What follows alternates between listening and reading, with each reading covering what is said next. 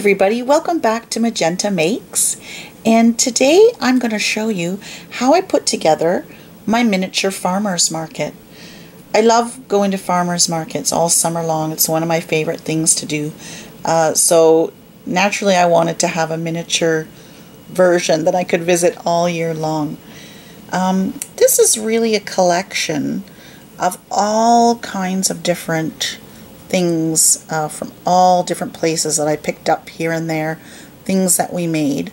So what I thought I would do is just take you on a little tour and tell you how we did certain things, where we found certain things, and then hopefully you'll be inspired to make your own miniature farmer's market. For starters, we have a lot of these little pumpkins that you can see, and gourds and squashes. And how I acquired those was at Halloween, and basically all in the fall and Halloween you can get these little sprays at craft stores, and I think even in the dollar stores and that.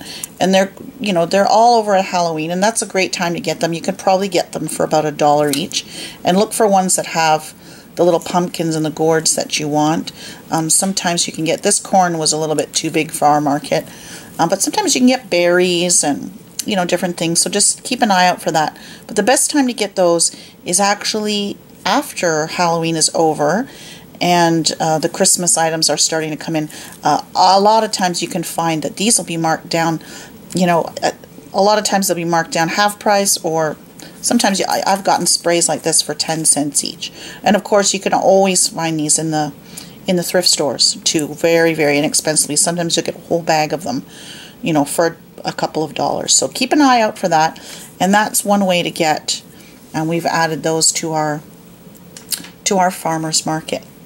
So starting off over here with our apples, this little bowl or bucket that we have here is actually a little wooden, I think it's an egg cup, and I have a couple of those, and I found those in a thrift shop too, so they were really inexpensive, so probably about $1 each.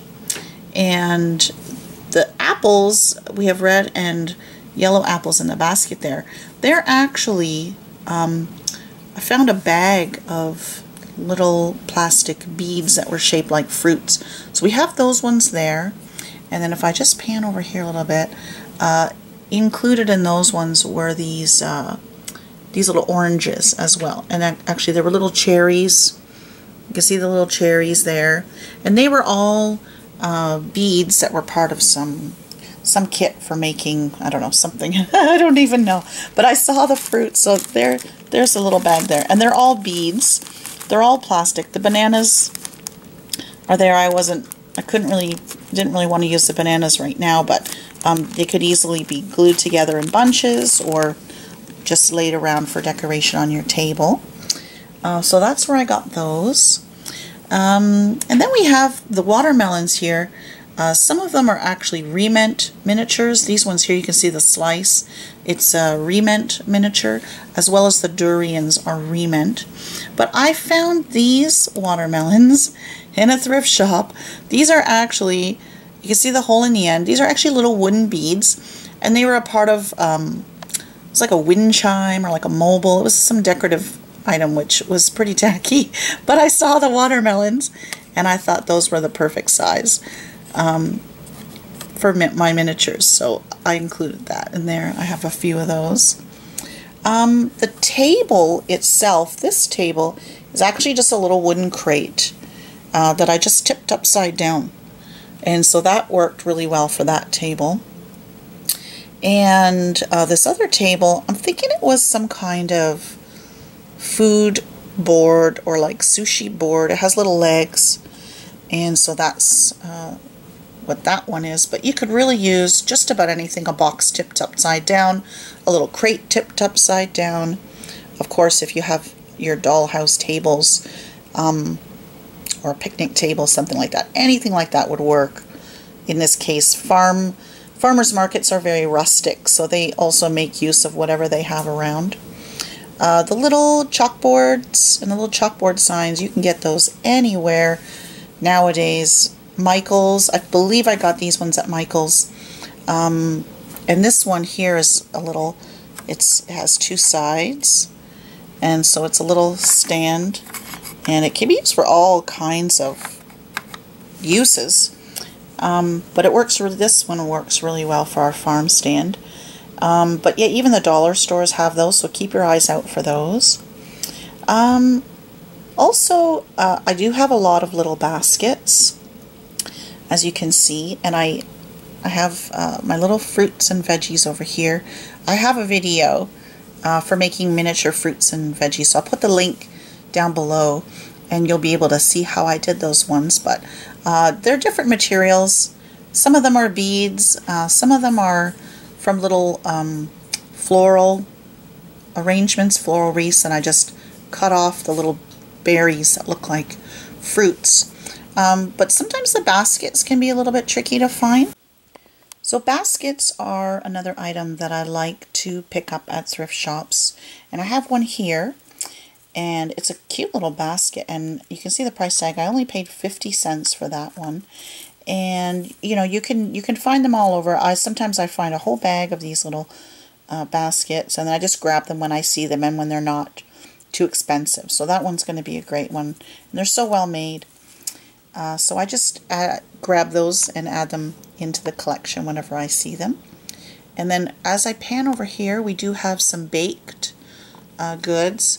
We did make a little pie out of Fimo, and then these breads are made from a salt dough. And I use the same salt dough that I used when I made my miniature sugar cookies in a previous video. So I'll put a link to that down below so that you can see the recipe. And actually these ones, I wanted them to look like whole wheat. So what I did was I added a bit of cinnamon to the dough, and I think that gave them a little bit of a darker color, more of a, like I said, a whole wheat color. So they're very rustic. They're not too detailed, but you can make them as simple or as detailed as you like.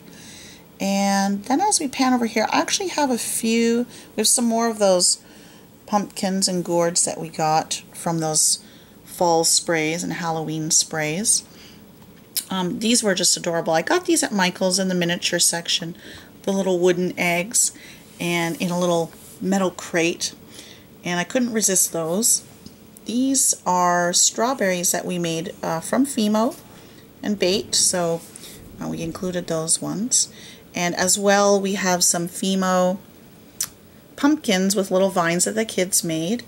And we also just have a basket here. We had some purple wooden beads, so I thought those look like plums, or, you know, who knows, even little eggplants, something like that. So that's our farmer's market. And of course, we can still add to it.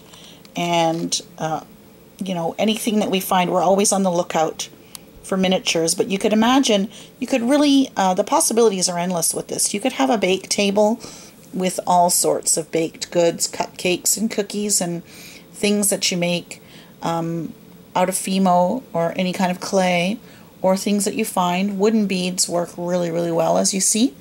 And you could even have handmade items, wooden bowls, wooden dishes, pottery. I thought of a pottery stand for a farm market. I thought that would be kind of cool. So it's always being added to and always changing, and that's the fun of it. And this, you can use it for a display, but my daughter, she's 5, she loves to play, so now that this is set up, she'll be getting out her dolls and playing farmer's market. So I hope that you enjoyed that, and I hope that you're inspired to put together your own farmer's market, and I'll see you next time on Magenta Makes.